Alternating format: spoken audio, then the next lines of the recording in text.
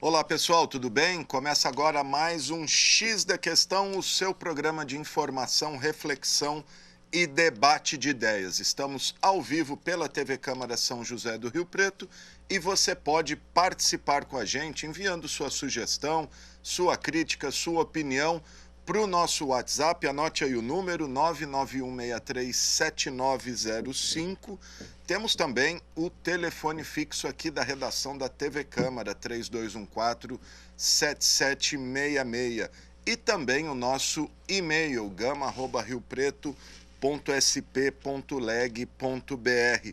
Lembrando que nós estamos ao vivo também pelas nossas redes sociais. Estamos lá no Facebook, como Câmara Municipal de São José do Rio Preto, e também no YouTube, TV Câmara São José do Rio Preto, onde além de acompanhar nosso programa em tempo real, você pode curtir, compartilhar a nossa página para ser notificado sempre que um novo programa estiver no ar. E no programa de hoje nós temos o prazer de receber o novo bispo de São José do Rio Preto, Dom Antônio Vilar, que assumiu no último dia 19, bem no dia do aniversário de Rio Preto e dia de São José. E nós vamos falar também, infelizmente, da triste notícia da morte precoce do nosso colega jornalista Joselito Paganelli, aos 42 anos. E vamos falar também das sessões ordinárias desta terça-feira. Bom, mas para começar o programa de hoje, no último dia 19 de março, aniversário de 170 anos de Rio Preto, dia do padroeiro São José, tomou posse como novo bispo da nossa diocese, Dom Antônio Emídio Vilar, ele que é ex-bispo de São João da Boa Vista. Aos 64 anos, Dom Vilar chega com o desafio de pacificar aí a comunidade católica de Rio Preto, que passou por alguns momentos de turbulência com o ex-bispo Dom Tomé Ferreira da Silva. Mais sobre isso e sobre seus projetos para a nossa diocese, sobre essa fase de transição, está aqui comigo Dom Antônio Vilar, ao vivo aqui no Zoom, com exclusividade para a TV Câmara. Eu já agradeço muito a participação do bispo aqui com a gente, viu, bispo? Bom dia, Alexandre Gama, a todos que nos acompanham. Uma alegria muito grande pela primeira vez participar da TV Câmara. E já quero saudar todos da TV Tem que perderam o Joselito Paganelli. Minhas orações. Muito obrigado, bispo. Bom, vamos começar, antes de a gente falar de alguns assuntos. Eu vi uma entrevista do senhor na Rede Vida, que o senhor prefere ser chamado de Dom Vilar apenas, é isso, bispo? Alguma razão especial? É que quando entrei no seminário, eram muitos Antônio. Depois, quando padre, muitos Antônio. Então, era fácil falar Vilar para identificar. Então, até me acostumei com isso. Claro que se é Antônio Vilar, não tem problema. Antônio, a gente estranha um pouco, porque não está muito acostumado. Mas, tudo bem.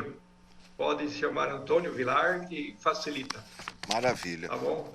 Bom, Dom Vilar, o senhor está aí já desde o dia 19. Como é que foi essa notícia que o senhor foi nomeado pelo Papa, aí, bispo da Diocese de São José do Rio Preto? Como é que foi essa comunicação, essa notícia, bispo?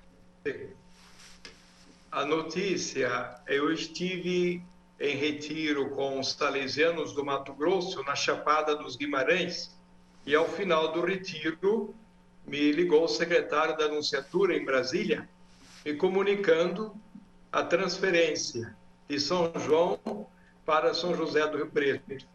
Então foi uma surpresa, é claro, que a gente não espera. Ao mesmo tempo, a gente está acostumado, à obediência ao Papa, e a gente também olha para o que Deus quer, quando pede para a gente novas missões. Ele vai nos capacitando, vai nos adequando a responder.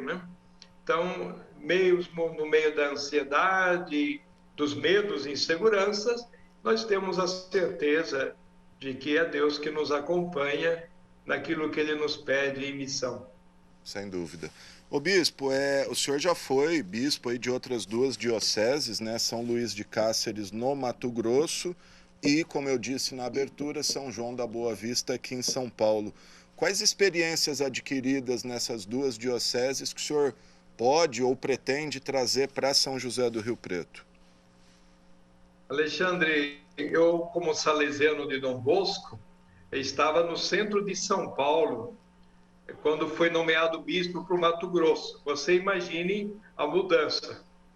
E lá no Mato Grosso, primeiro assumi a juventude pela região, né, o regional, na Comissão Nacional.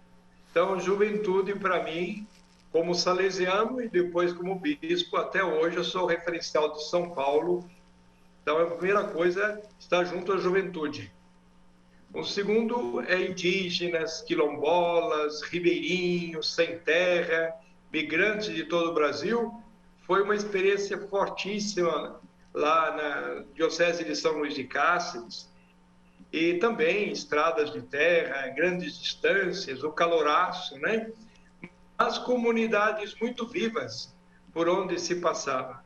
Em São João da Boa Vista, já perto da minha terra, né? Eu sou nascido em São Sebastião do Paraíso, distrito de Guardia, mas minha família foi logo para Batatais, onde eu cresci. Aos 11 anos fui para o seminário. Então voltei como bispo, uma região muito próxima à minha terra e também uma realidade que é São João da Boa Vista, de 5 santos, né, a caminho dos altares, uma diocese privilegiada no Brasil.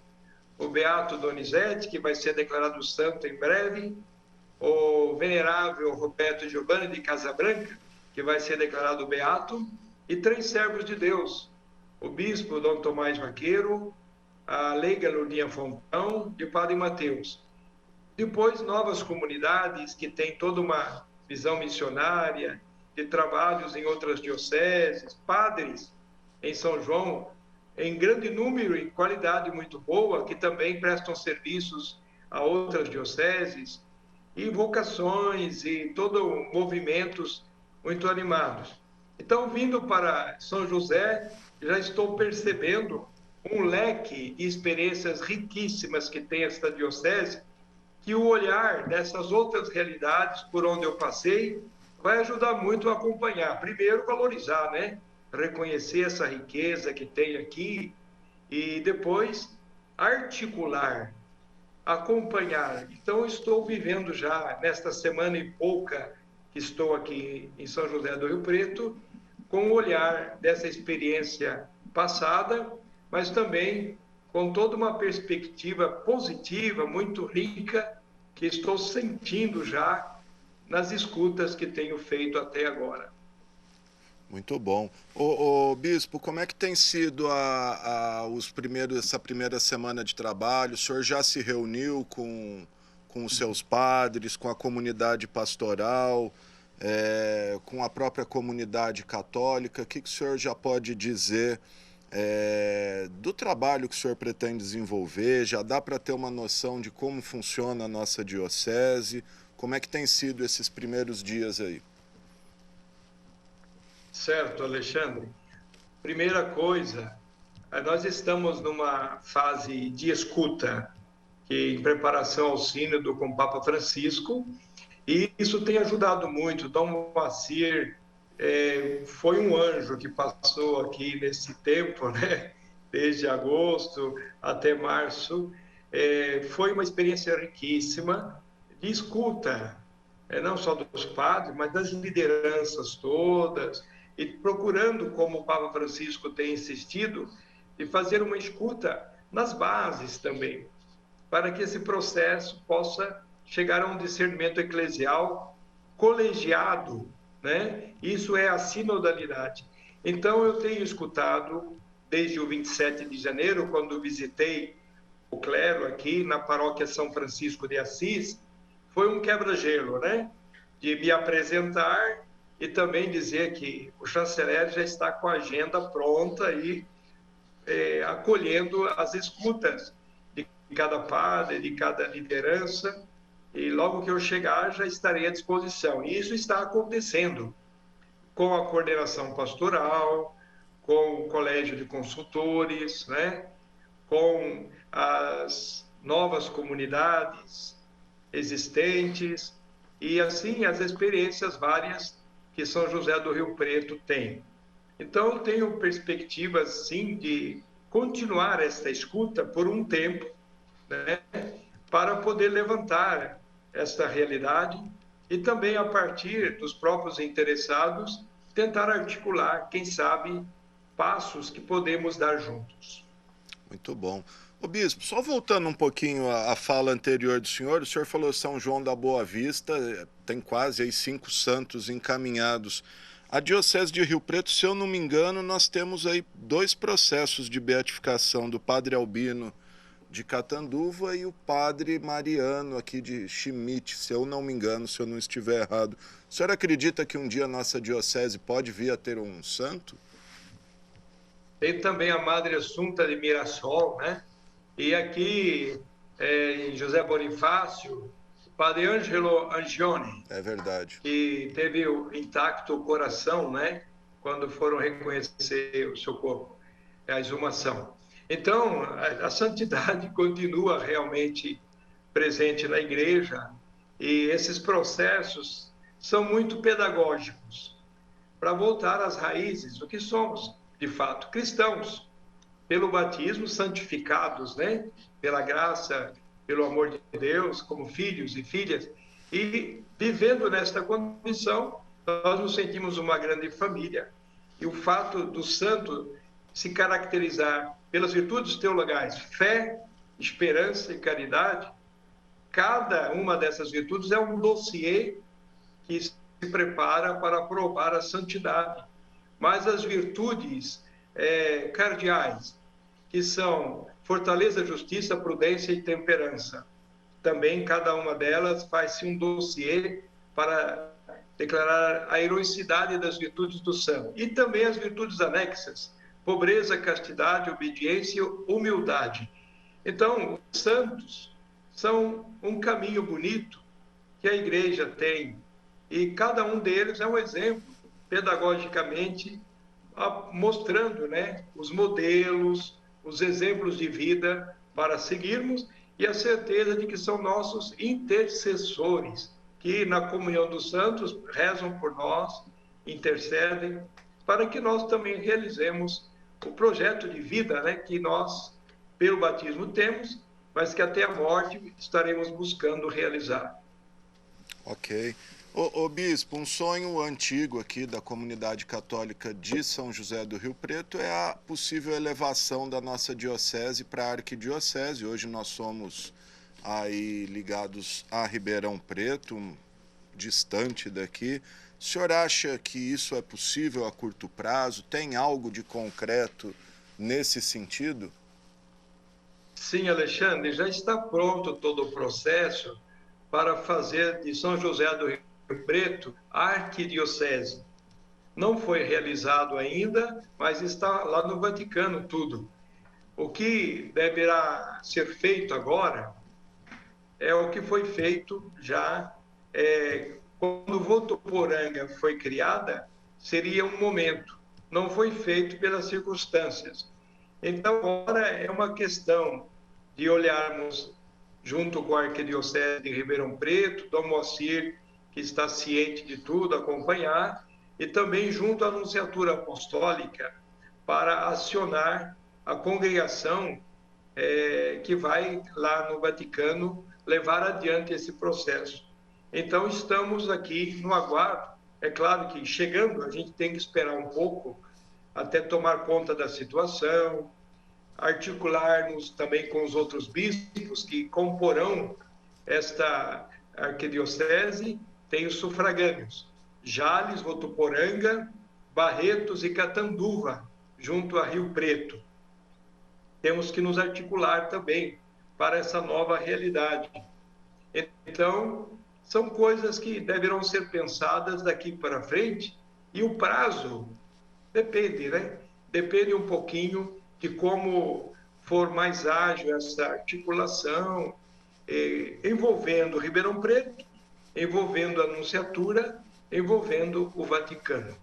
Não é um processo fácil, né? Enquanto não se concretiza aí essa elevação à categoria de arquidiocese, que em princípio me parece o maior desafio da Igreja Católica de Rio Preto, até lá, quais outros projetos e desafios o senhor imagina que vai ter que enfrentar a curto prazo ao chegar aqui a São José do Rio Preto? A primeira coisa que este ano estamos vendo é da escuta do sínodo, que está sendo providencial para eu poder conhecer, mas também me conhecerem, e junto aos organismos da diocese, nós darmos passos. Estávamos pensando, por exemplo, junto aos consultores, o Conselho de Presbíteros, né, de como articularmos algumas comissões para agilizar o acompanhamento, por exemplo, das novas comunidades ligadas a Rio Preto, dos santuários, não é? Também de como articularmos toda a caridade, por exemplo, o ano sócio-transformador, levantando aqueles 4 pilares, né? Que são das diretrizes da CNBB. O pilar do pão, ligado aos sacramentos, né? Da palavra, a evangelização, ou da caridade, seriam as obras de caridade, as ações, né, sociotransformadoras, e também o da missão, a igreja de saída, que é sempre missionária, não pode se fechar em si. Então, está sempre levando adiante. Então, o da caridade vai nos envolver muito, porque existe uma riqueza enorme aqui na Arquidiocese, de obras sociais, de projetos de promoção humana, e isso não pode cada um para si, Deus para todos, né? Precisa articular. Por exemplo, você atende a muitos povos, o povo de rua, em situação de rua, e das cestas básicas. Então, por que não fazer um cadastro junto à Secretaria, né, da Assistência Social, da Prefeitura, organizar em conjunto, né? As parcerias com as outras obras, até outras igrejas que têm a mesma atividade, ou outras instituições particulares, seja lá como for. Mas o que a Igreja Católica tem é uma riqueza, sinceramente, incalculável. Eu estou até assustado de ver esta riqueza. Então, é importante articular para não facilitar também assistencialismo, malandragem, fazer a coisa bem. O bem deve ser bem feito. E isso tem que ser conversado, organizado, para que todos saiam bem na situação, né? E contribua para um crescimento também daqueles assistidos, como uma promoção humana que compense, né, todo esse trabalho, todo esse investimento. O senhor já tomou conhecimento das obras sociais da igreja aqui em São José? Vou citar como exemplo São Judas Tadeu lá, que é um exemplo de formação de jovens aí. Tem outros projetos em cada comunidade. O senhor já se inteirou de todos? De todos, impossível. Mas dos que já pude, me impressionaram muito. São Judas Tadeu é um exemplo. Eu já estive lá, né? O padre Luiz Caputo já mostrou toda a riqueza que tem, os passos que foram dados, os que serão dados também, né? Assim também, eu fui com o padre Calazans, vi também a realidade lá de todo o trabalho que é feito. O padre Ernesto, só de fotos e vídeos que ele me passou esta semana, impressiona ver aquela multidão sendo assistida, né, ali com as refeições, os cuidados de banho, né, de higiene, cortando o cabelo, fazendo unha, ajeitando até os cães, né, que eles acompanham o povo de situação de rua. E assim, alguma coisa, depois o Frei Francisco de Jaci, com projetos em todo o Brasil e fora do Brasil, e depois nós vemos aí a Missão Guadalupe. São realidades que precisam ser trabalhadas numa harmonia. São coisas ricas, mas que não pode. A igreja precisa trabalhar mais nessa unidade, nessa comunhão, para olhar o todo, né? Então, a Caritas Diocesana, eu me reuni com todos eles e vi que, junto à prefeitura, as concessões, todas precisam ter esse trabalho social. E só os dados de atendidos que a Caritas tem impressiona também. Então, e você imagina o que eu falei, já é muito, mas eu acho que não é nem o começo do que essa diocese tem. Tem muito mais. Ô Bispo, a gente está em ano de eleições aí, a gente tem visto a polarização que o Brasil vive já há alguns anos, os ânimos acirrados de lado a lado. A gente sabe que a igreja oficialmente não assume campanhas nem candidatos, mas que também ali determinados padres, às vezes pontualmente, acabam, enfim, tomando um lado ou outro. Queria saber como a igreja, qual é a orientação do senhor, não só para os padres, mas também para os fiéis, para os leigos, para as eleições desse ano, se a igreja pretende se posicionar mais claramente, mais fortemente diante de tudo que a gente tem enfrentado, ou se não, é apenas um trabalho de conscientização mesmo. Queria ouvir o senhor um pouquinho sobre essa questão mais política. Obrigado pela pergunta, Alexandre. É claro que a igreja sempre se manifestou em dando diretrizes, fazendo cartilhas, ajudando as dioceses, também as paróquias com seus párocos, a prepararem os leigos nesse momento de cidadania único. O cristão e o cidadão não se separam. Devemos ser bons cristãos e honestos cidadãos, né? Como dizia meu pai e mestre São João Bosco, educando jovens, precisa de harmonizar e integrar esses dois lados. Agora, a diocese vai se unir certamente às orientações da CBD, do Papa Francisco, que repete sempre, como os outros papas, que a política é a melhor forma de caridade, porque visa o bem comum. Ao mesmo tempo, quando você escolhe pessoas, você tem que pensar se elas seguem as orientações, né? A doutrina social da igreja é o referencial que nós apresentamos para que os cristãos vejam se o perfil dos candidatos bate mais por um lado ou por outro. Nós nunca vamos indicar um candidato, mas vamos pedir que cada um possa fazer o seu discernimento responsável, livre, consciente, com esses elementos em mãos. Agora, se um padre ele se posiciona, não é o que a igreja pede dele. Ele não pode dividir a comunidade posicionando por um lado, porque o outro lado estará dividido.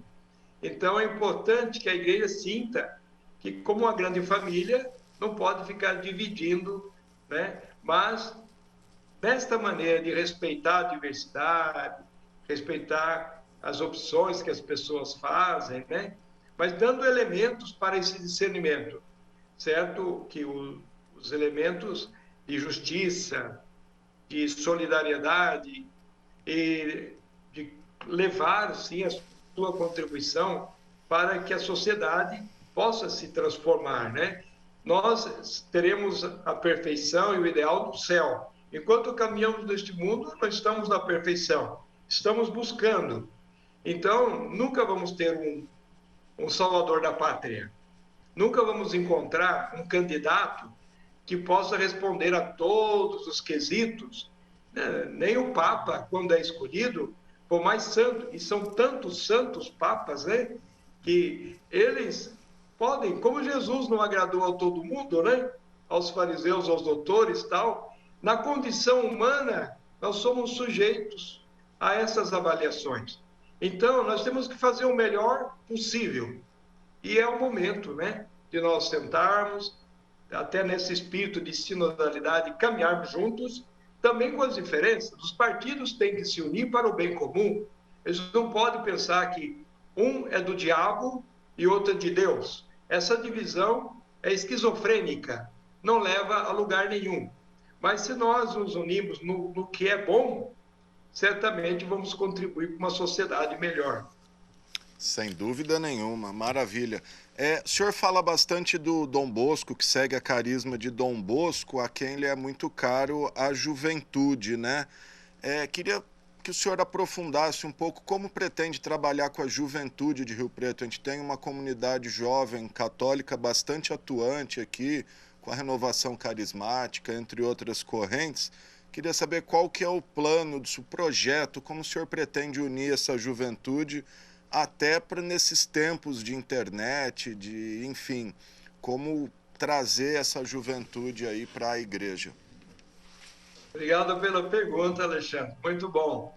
É claro que, como salesiano, até a morte eu vou levar esse espírito, né, de estar junto dos jovens, de tentar falar a linguagem dele, mesmo com 64 anos, eu vejo assim que eu aprendo sempre dos jovens, não é? Estar no meio dos jovens, eu considero que o jovem é o radar, é o sensor que capta os sinais dos tempos em que vivemos. Em primeiro lugar, eles então nos questionam sobre os passos a darmos como igreja, como sociedade. Então, nós não podemos deixar o jovem como se fosse para o amanhã. Eles são protagonistas no hoje. E São João Bosco, ele formou os seus jovens, que eram jovens que precisavam de estudo, de trabalho, tudo, e jovem de promoção, e daqueles jovens saiu São Domingos Sávio, saíram grandes missionários, que ele formou a congregação salesiana todo com jovens, e dava na mão deles responsabilidades de adultos. Então, surgiu a congregação salesiana assim. E agora eu vejo que, estando na comissão de juventude, desde que fui feito bispo pelo Mato Grosso e agora por São Paulo, já acompanho essa juventude. Aqui temos o setor diocesano de juventude, que reúne todos os segmentos juvenis, seja em relação a movimentos, seja em relação às congregações, às comunidades, os grupos paroquiais, todas as expressões juvenis têm o setor diocesano de juventude com os seus momentos fortes, e cada um dos segmentos com os seus momentos próprios.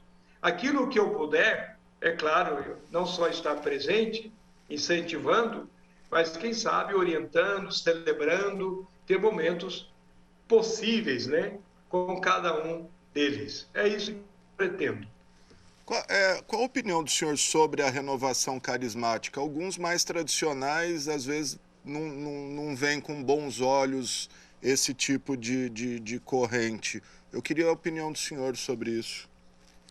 Bem, Alexandre, existem expressões, desde Pedro e Paulo, diferentes. Pedro era uma expressão. Paulo, até o fim dos tempos, a igreja, né, suscitada pelo Espírito, vai suscitar em Pedro o quê? Uma resposta, né?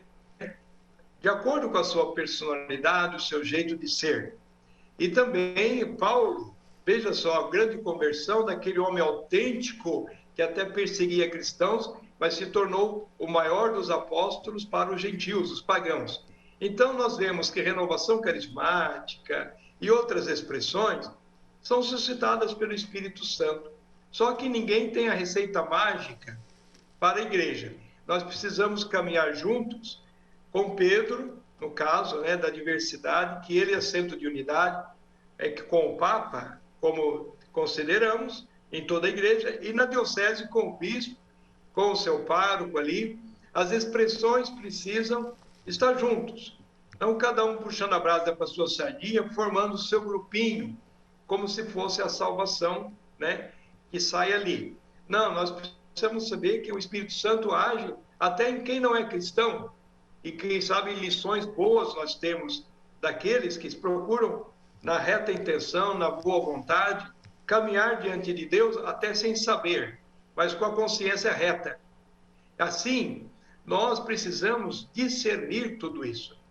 A renovação carismática desde que eu era estudante, como o padre Jonas Abib, era da nossa comunidade, da Canção Nova, eu me lembro que participando dos encontros, ele ficava assustado de ver as reações das pessoas que vinham. Ao mesmo tempo, mas é bom que eles estejam conosco, porque assim acompanhamos. Eles veem, às vezes, pessoas tão afastadas, distantes, sem religião nenhuma, mas se entusiasmam e vibram com as propostas. E aí nós precisamos, não ir com muita sede ao poço, né? Mas saber caminhar, orientar, guiar, e assim eles crescem. Parte do entusiasmo, né? Mas depois, num caminho, vão amadurecendo, vão sabendo discernir os passos. E é isso que a gente falou do setor diocesano da juventude, nessa diversidade. Eu falo também em relação a toda a igreja e a diocese em particular, para que nós saibamos valorizar cada um, mas não deixando caminhar sozinho, caminhar junto, como igreja, né?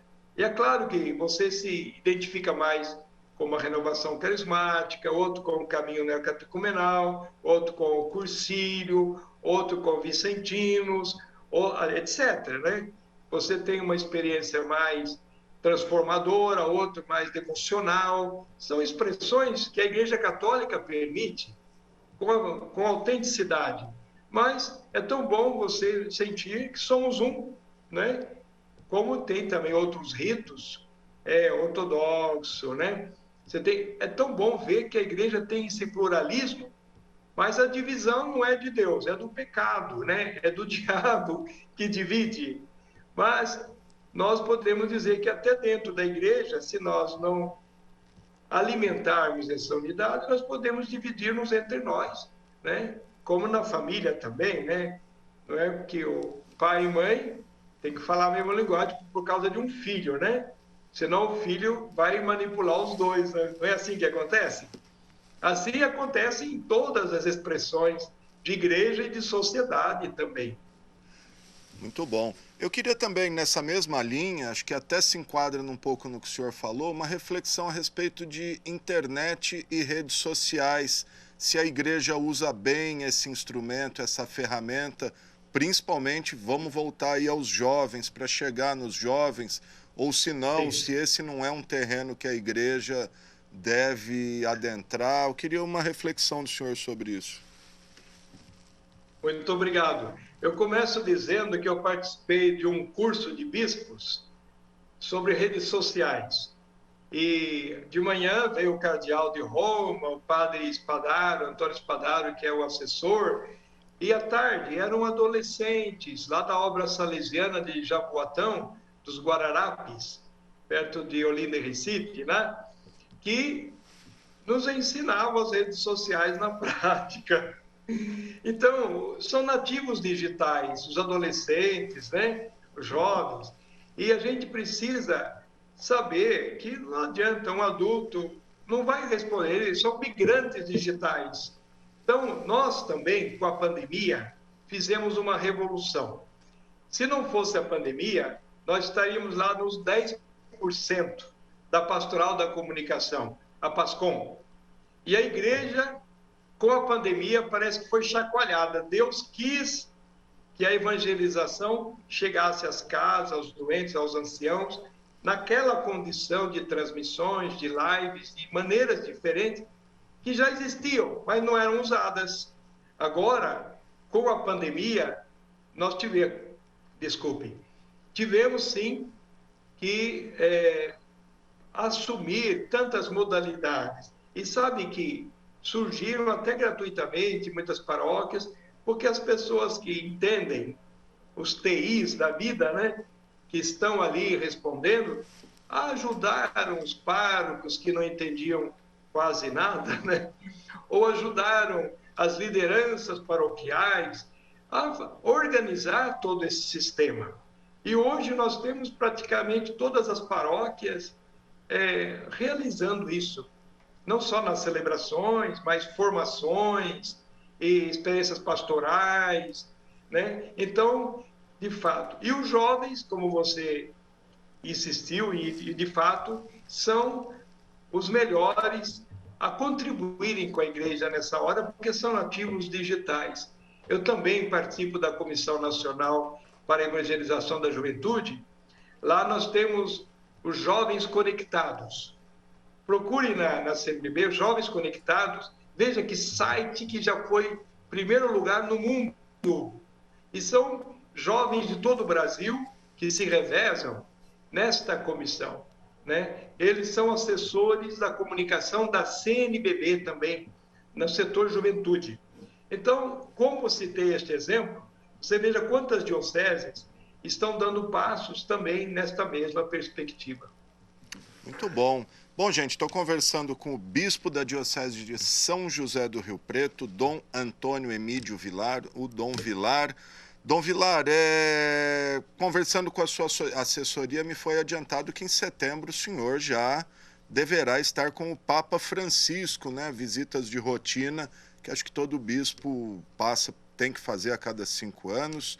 Queria saber o que o senhor pretende destacar da nossa região, da nossa cidade com o Papa, se isso entra nessa conversa, quais são os temas a serem abordados? Sim, Alexandre, a visita ad limina é feita a cada 5 anos para que cada diocese apresente um relatório ao Papa, às congregações, dicastérios, secretariados que o assessoram. Então já está tudo preparado e agora até eu vou colocar alguns acréscimos depois que eu cheguei, não é? E eu estarei lá com os bispos de todas as províncias aqui da região, porque todo o regional de São Paulo divide-se em 2 grupos. Então eu estarei no segundo deles, em setembro. Então nós vamos apresentar o relatório de toda a caminhada feita até agora, entende? Depois, é claro que vamos partilhar também as diretrizes que a Santa Sé tem dado com o Papa Francisco, nesse clima de sinodalidade, de nós agirmos assim na escuta dos leigos, das instâncias, né, também de parcerias que a Igreja tem na sociedade, como o Papa Francisco tem dado tanto exemplo. Então, a visita ad limina vai ser um momento de nos reabastecermos da nossa identidade de bispos, de igreja no mundo todo, porque é ali centro de unidade, e também um momento de nós vislumbrarmos que esse caminho que estamos fazendo, junto aos outros, a gente enxerga melhor. E, claro, que agora, vamos dizer, o que nós vamos apresentar? Certamente esse amadurecimento em vista da arquidiocese, lá vai ter um elemento rico para a gente enxergar, junto aos nossos parceiros, né, aos nossos pares, bispos, também partilhar as experiências das outras dioceses, nós vamos ver que muitas coisas estão sendo feitas em plena sintonia. E a originalidade daqui certamente contribui para o enriquecimento das outras, e a gente pode pegar muita também das outras, né? O Papa Francisco, no final, ele tem uns 2 encontros pessoais, assim, com os bispos ali, além dos encontros com os cardeais, com os representantes, né, das assessorias pontifícias. Então, nós teremos os momentos em que o Papa, já sabendo de todos os relatórios, com os assessores, ele vai direcionar para a nossa realidade pistas em vistas do caminho junto, né, com toda a igreja. Tá certo. Dom Vilar, queria que o senhor, a campanha da fraternidade esse ano, o tema é educação, né? Tema importantíssimo aí. E queria saber se o senhor acredita que só a educação vai elevar um patamar do Brasil aí para uma potência não só econômica, mas social e tudo mais. Sim. E Alexandre, o Papa Francisco está promovendo o Pacto Educativo Global, porque ele vê que a sociedade que se apoia só no dinheiro, sem pensar uma economia humana, né? Ele fala lá de Francisco de Assis, né? Este Pacto Educativo Global pensa na economia, pensa na política, pensa na evangelização, pensa no todo da pessoa. Então, este momento de pensar a educação o lema é falar com sabedoria, ensinar com amor, não é? Então, nós vemos que a experiência salesiana de educação da juventude é também evangelização. Evangelizar é educar, educar é evangelizar. Então, a educação integral da pessoa passa em todas essas dimensões. Então, é preciso agora ver que a sociedade, que está apoiada só no dinheiro, né, e não na pessoa como centro, ela provoca guerra, ela provoca corrupção, ela provoca desequilíbrio, pobres cada vez mais pobres, ricos cada vez mais ricos.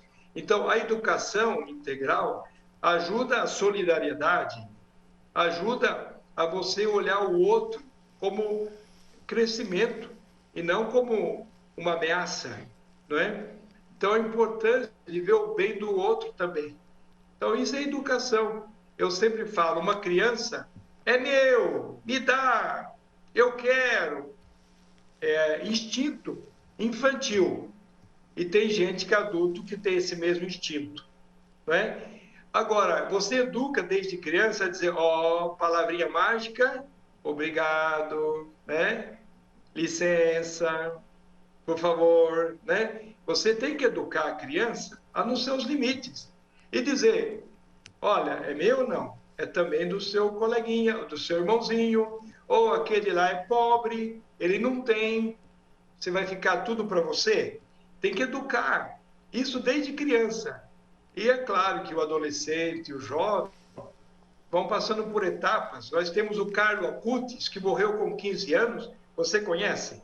Carlo Acutis, que é bem-aventurado e vai ser declarado santo, morreu em 2006. Ele vivia na Itália, né? Família muito rica, mas os pais, até ele nasceu na Inglaterra, sendo italiano, pelos negócios. E esse menino impressionava os pais, impressionava todo mundo pela generosidade, pelo cuidado dos outros que ele tinha. E ele, por exemplo, no funeral dele, porque ele morreu de leucemia, né? Sabendo que ia morrer, ele ofereceu a vida pela igreja. Era o Papa Bento. E na morte estava cheio de pobres, e todos impressionados, familiares, amigos, por que tantos pobres? É que a vida toda, desde criança, ele usava a mesada e ajudava, ele tinha condições, mas também ele procurava, de outras maneiras, ajudar os pobres, e se empenhava de todas as maneiras.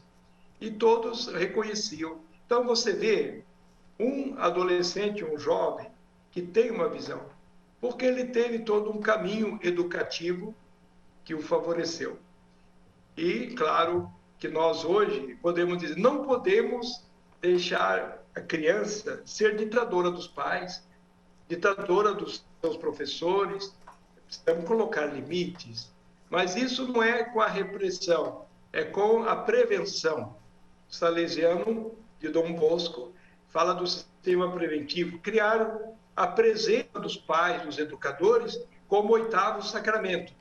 É nessa presença que você dá o exemplo, que você acompanha, você responde aos porquês, não é verdade? Educar é sair de dentro, tirar o melhor que tem para fora, né? A palavra é educere, educar quer dizer isso. Então, não é coisa que se impõe, que se decreta, mas é algo que sai. Até as piores pessoas, dizia São João Bosco, até o pior dos jovens tem sempre o ponto acessível ao bem, pelo qual você pode caminhar com ele. Como São Francisco de Sales, né? No qual São João Bosco se inspirou, alcança e atinge mais moscas, uma gota de mel, do que um barril de vinagre. Então, criar essa bondade, esse atrativo, né? O jovem, ao mesmo tempo a responsabilidade, respostas coerentes para que essa educação aconteça. Muito bom, gente. Eu conversei com o Dom Antônio Emídio Vilar, sexto bispo da Diocese de São José do Rio Preto. Tem cerca de 100 padres aí sob seu comando, né, numa diocese que conta com 71 paróquias distribuídas em 36 municípios da nossa região. Dom Vilar, quero agradecer demais a entrevista do senhor, desejar boa sorte aí nessa jornada e deixar o espaço aí para o senhor falar o que quiser nessa despedida, viu? Muito obrigado. Digo meu muito obrigado, Alexandre, e a TV Câmara, para essa oportunidade. Dizer que estamos à disposição, querendo caminhar junto com vocês, né? E toda a mídia aqui da nossa região, que a gente atinge 36 cidades da diocese, mas você sabe que a Rede Vida, vocês, e nós atingimos hoje o mundo, né? E é tão bom a gente saber que a comunicação hoje precisa ser adotada e a gente está dialogando, trocando experiências. Então, quero agradecer muito essa oportunidade, me colocar à disposição para outras oportunidades que vocês acharem oportunas. E que Deus abençoe você, Alexandre, sua família, seus caros.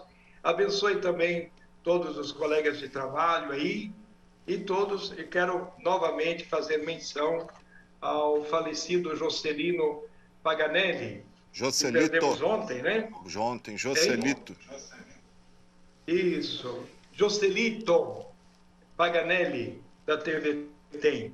Então, que Deus o tenha e que dê a recompensa de toda a luta, de todo o bem realizado.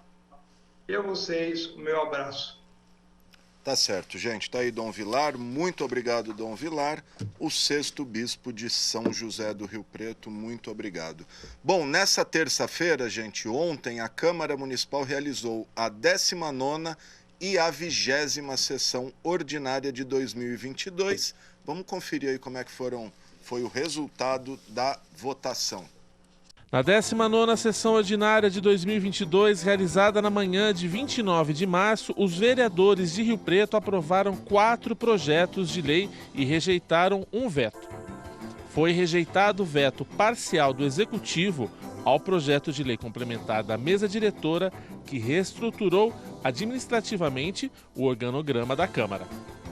Em segunda discussão, pelo mérito, os vereadores aprovaram o projeto do Executivo que concede imóvel público para a Associação Antialcoólica da Alta Araraquarense. Também, quanto ao mérito, foi aprovada a Lei de Júlio Donizete, do PSD, que institui o passe livre para pacientes pré- e pós-transplantes em situação de vulnerabilidade. Já em primeira discussão, foi aprovado o projeto de Paulo Paulera, do Progressistas, que isenta novas empresas de taxas municipais de abertura. Foi aprovado em primeira discussão o projeto de Bruno Moura, do PSDB, que proíbe a exigência de passaporte da vacina anti-Covid por órgãos públicos municipais da administração direta e indireta. Durante a 20ª sessão ordinária de 2022, realizada na tarde de 29 de março, os vereadores de Rio Preto analisaram 4 projetos de lei e um veto. Os vereadores rejeitaram o veto do Poder Executivo a projeto de lei complementar da mesa diretora da Câmara, que aplicou reajuste de 11% aos salários do prefeito, vice-prefeito, secretários e gestores de empresas públicas e autarquias. Na sequência, os parlamentares analisaram mais 4 projetos de lei. Em primeira discussão, recebeu parecer favorável proposta do Executivo que abre crédito adicional especial no orçamento do município no valor de R$ 46 mil, conforme convênio firmado com o Estado para o Prêmio Nelson Seixas Ação de Fomento à Cultura. Outros 3 projetos da pauta foram apreciados em segunda discussão. Todos foram aprovados e são os seguintes: de Celso Peixão, do MDB, que obriga a presença de monitor nos veículos do transporte escolar público municipal. De Jean Charles Serbeto, do MDB, a proposta que obriga a emissão de diplomas em braille para alunos com deficiência visual nas instituições de ensino médio e superior.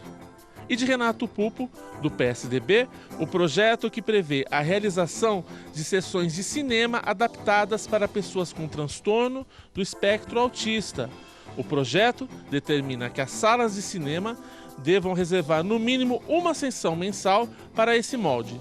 Entre as modificações exigidas estão volume de som reduzido e luzes levemente acesas. Bom, tá aí então, gente, o balanço das sessões desta terça-feira aqui na Câmara de São José do Rio Preto. Bom, como dissemos aí na abertura do programa e o bispo também citou aí, perdemos ontem o nosso colega jornalista Joselito Paganelli, aos 42 anos, vítima de um infarto fulminante, né? O Jô faria 43 anos neste domingo, dia 3, e infelizmente ele acabou indo precocemente. Eu particularmente trabalhei junto nas editorias de Cidade e Política do Diário da Região com o Joselito, onde eu fui seu editor e juntos a gente deu vários furos aí. Vou citar alguns aqui só para lembrar da qualidade do trabalho do Jô, como, por exemplo, desvio de finalidade do prédio que era da Missão Atos e que, por conta das reportagens do Jô, provando o desvio de finalidade da área que era alugado ali para festa, para casamento, a prefeitura acabou retomando esse imóvel e acabou sendo que foi depois revertido para a ACD, a RCD, né, que hoje realiza um baita trabalho ali. E também um outro caso marcante aí, quando o Jô descobriu que um ex-assessor da Secretaria de Esporte tinha desmontado uma cancha de boccia de uma praça aí da cidade e levou a cancha para sua chácara particular lá. Enfim, o Jô era, para quem conheceu o Jô, um cara sensacional, muito gente boa e que chocou todo mundo ontem, a hora que a gente ficou sabendo dessa notícia. A gente tem uma foto aí, para quem não conhece o Jô, claro que conhece, ele estava hoje na TV Tem, aí é uma visita do Jô aqui na TV Câmara, ó, eu, o Matheus, a Vivian, a Ariana, tá aí o Jô estava na TV Tem. E uma curiosidade, né, o Jô tinha um problema de fala ali, ele era levemente gago e ninguém acreditava que o Jô um dia poderia atuar como apresentador, repórter de televisão, mas ele superou aí as dificuldades e se deu muito bem, vinha se dando muito bem, até que infelizmente ontem ele nos deixou. O velório está sendo realizado neste momento na Capela da Prever, lá próximo ao cemitério São João Batista, e o enterro vai ser no finalzinho da tarde em Catanduva, sua terra natal. O Jô deixa 2 irmãos, né, um irmão e uma irmã, uma infinidade de amigos aí, era muito querido por todos, não só jornalistas, mas pela sociedade em geral, inclusive vários amigos aqui na TV Câmara.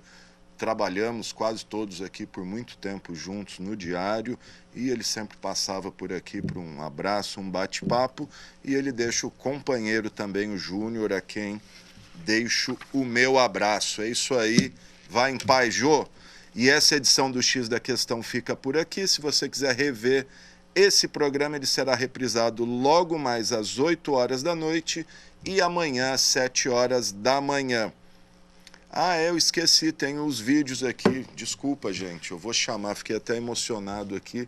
Aí, para não dar aquele chorinho, eu já ia encerrar. A gente tem vídeo com alguns depoimentos dos colegas aqui da TV Câmara para o Jô. Vamos conferir. Bom, eu conheci o Joselito há 15 anos. Primeiro eu encontrei o profissional, brilhante, impecável.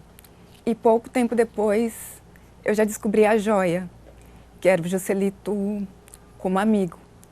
Um amigo dedicado, um amigo para todas as horas, um amigo bem-humorado, um amigo que organizava as minhas próprias festas de aniversário. Ele me convidava para a minha própria festa.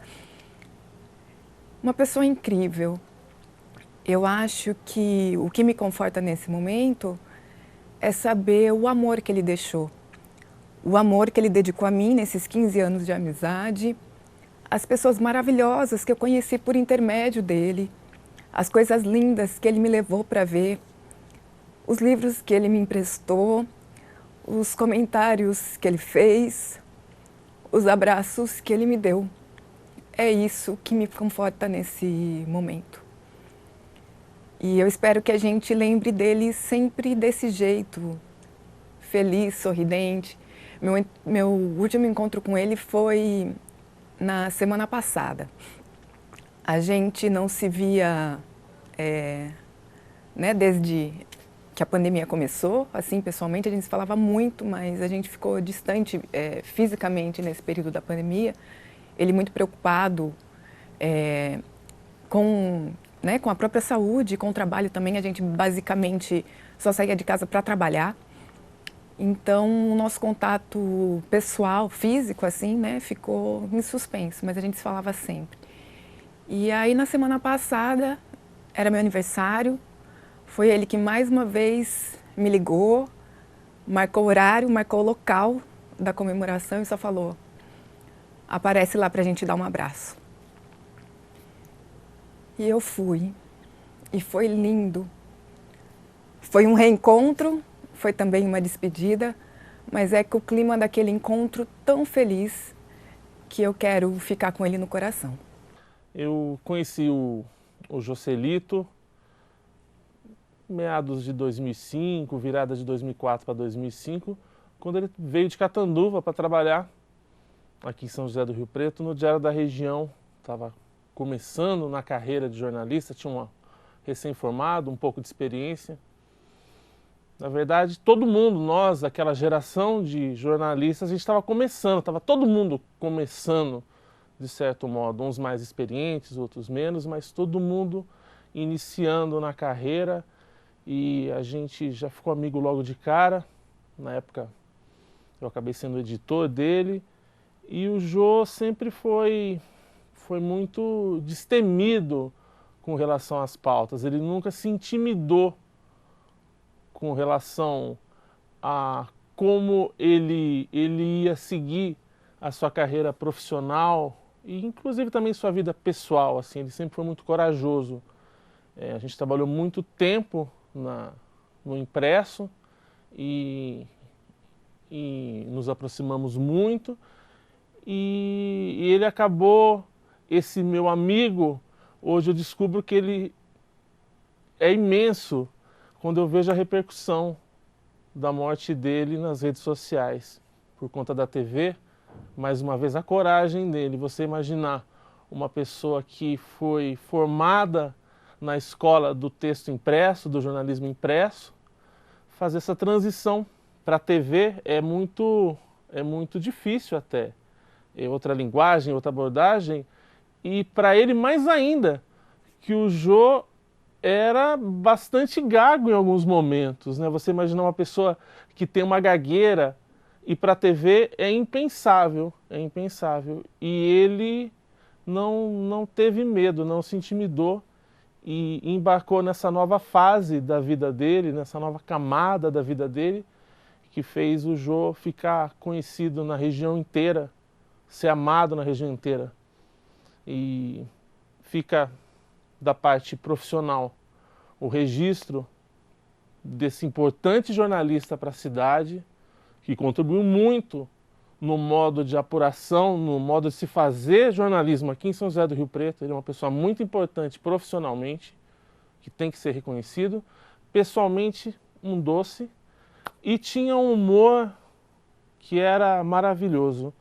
Eu li agora nas redes sociais uma mensagem falando, e era verdade. Ele falava o seguinte, que festa boa é aquela que trava as redes sociais, que todo mundo comenta, que todo mundo posta foto, que esse é o evento de sucesso. E, por ironia, hoje foi a vez do Jô travar as redes sociais. Não tem ninguém em São José do Rio Preto que não lamentou a morte desse querido amigo e desse importante jornalista da nossa cidade. Jô, até breve, meu amigo, e uma pena você ter ido tão cedo. Eu conheço o Joselito desde a adolescência, inclusive sou jornalista porque quando nós éramos adolescentes ele foi fazer jornalismo antes e muito amigos, muito próximos, eu acabei indo também por esse lado. É muito fácil falar que eu sou amiga do Joselito, há 16, 20, sei lá quantos anos. Mas mesmo quem conheceu o Joselito ontem é amigo do Joselito, porque eu desconheço uma pessoa mais generosa, mais abraçante, mais feliz do que ele. Então eu não consigo nem falar no passado, porque para mim vai ser sempre viva essa memória de um cara generoso, de um cara que abraçava, de um cara que sorria. Então não é só o jornalismo que perde, né? Eu vi muitas homenagens ao Joselito jornalista. Não é o jornalismo, na realidade é a humanidade que perde. Um ser humano brilhante, um ser humano amável, um ser humano incrível, um ser humano que eu tive a alegria de conviver, de viver e de ver. Então, Joselito vai estar sempre vivo na minha história e na história de tanta gente que cruzou o caminho dele. É isso aí. Bom, tá aí, gente. Então, os colegas disseram tudo, tem mais nada. Essa edição, agora sim, essa edição do X da Questão fica por aqui. E se você quiser rever esse programa, ele será reprisado logo mais às 8 horas da noite e amanhã às 7 horas da manhã. Lembrando que fica disponível também nas nossas redes sociais, lá no YouTube e no Facebook. E você pode enviar mensagens para a gente com sugestões de pauta e tudo mais. Para o nosso WhatsApp, está aí o número na tela. Todas as informações do Legislativo de Rio Preto você encontra no nosso site riopreto.sp.leg.br. Temos também o nosso Instagram e o nosso Flickr, onde você encontra fotos de todos os eventos aqui da Câmara Municipal. Esse programa teve os trabalhos técnicos do cinegrafista Eude Russo, GC do Thiago Zatti, controle mestre do Fernando Giroldo e o áudio do Israel Heleno de Castro. E a gente termina aí com a foto do nosso querido amigo Joselito. Vai em paz, Jô. Até breve.